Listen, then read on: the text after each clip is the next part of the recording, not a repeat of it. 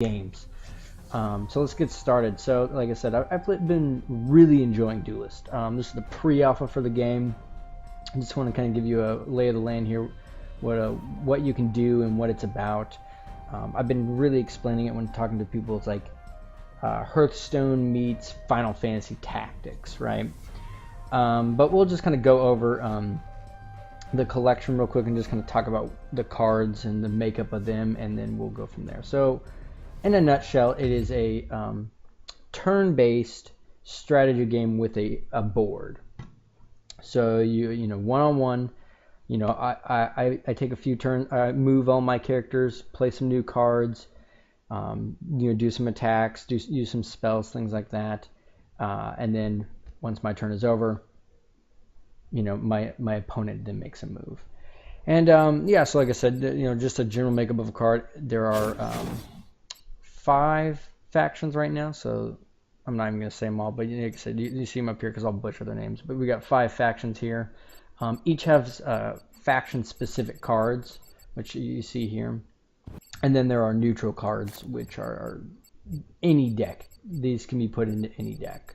So let's just jump back here. So every general has 2 attack by default and 25 you know, life points. You can see, I'll just jump through all of them. You can see 2 and 25, 2 and 25, 2 and 25, 2 and 25. So when the game starts, the only thing on the board is your generals. And you'll notice that there's a blue hexagon in the corner. This lets you know how many mana points or crystals it requires to play that card. So 0 means you can play it for basically free. 1 means you need 1 mana cost that turn.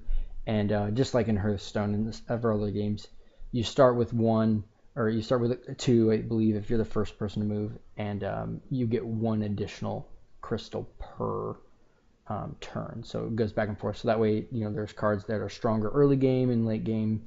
Just depends on the deck. So you can see they're in value order here. So you know, 0 from 1 to, if I click next, you can see there's 3, and 4s and 5s as well. Like I said, so all of these are for this one faction.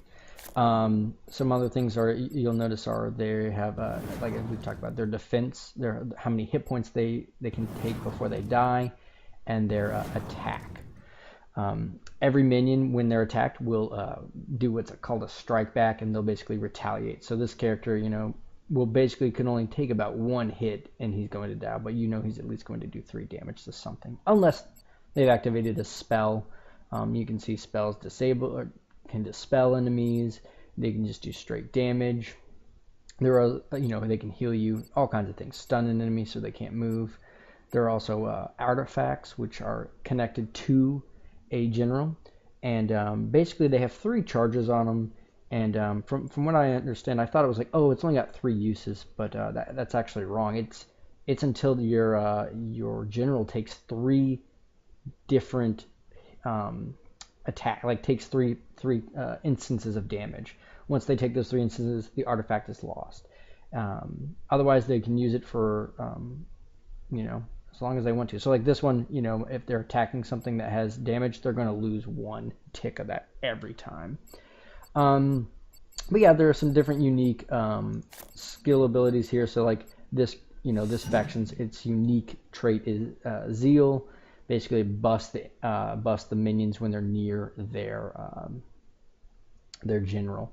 The rush means you play them on the board, they can immediately attack. Provoke means that you put it next to an enemy minion, the enemy has to attack this minion first, unless they use a spell or something to get out of it.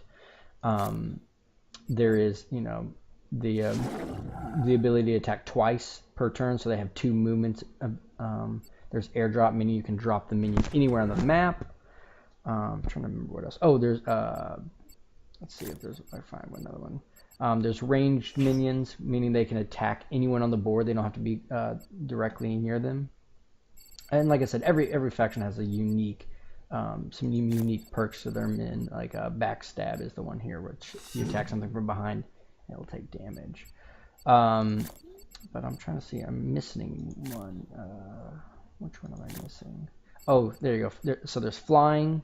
Flying basically means they can move anywhere on the board. They're not restricted to obstacles in their way. Opening Gambit basically means when they play the card, they're going to do something, right? Whatever the text says. Blast is the vet's unique thing. Basically, it deals damage to all the minions in a straight line. And like I said, I'm kind of covering over some of these quick. Dying Wish is the Abyssian's move. Basically, if this minion dies, it'll activate whatever this is. I think it also has one that's like Death Watch, and basically anytime a minion dies, that the same thing is triggered. Can't remember where that is, but and then the Magmar have Rebirth and Growth, which are basically every turn the minion gets stronger. Rebirth means it dies and it creates an egg, and it's got a 1-turn cooldown radius before the minion will respawn. So, like I said, you can see how each of the decks can play. You can build, and like the spells, I'll build off of that. Let's see here. Oh, Frenzy, that's the one I missed. So Frenzy basically means it'll attack all the enemies around it. You only take damage from one of them, though. Yeah, like I said, I went over that pretty quick, but that's kind of the general idea of how all these characters work. And yeah, so